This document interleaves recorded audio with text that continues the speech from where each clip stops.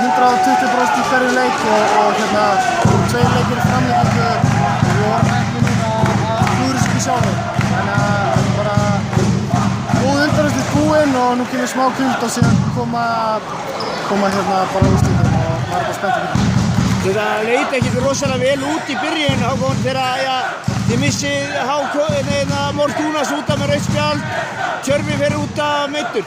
Nei, þetta bara, maður getur í raun ekkert pælt í hverja vantar og verður bara að spila í leikmönnum sem maður hefur og hérna bara vera í núinu og ég fannst að gera það ákveða.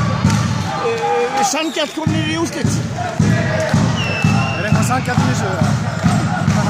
Nei, ég tel ekkert sem sanngjarnt í þessu, það var flottur sigur og höfðu einnig og ég hlakka til úrslitum.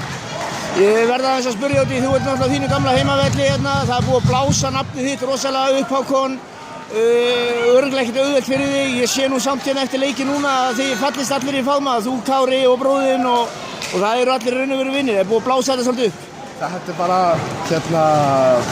málið með mig og Kára, við féllumst í faðm hérna og við teljum vera fínir félagar og allt það. Það er engin kýtningur eða neitt þannig, ég ber virðingu fyrir öllum þeim sem út af hliðinu og ég vona að ég fá virðingu tilbaka líka.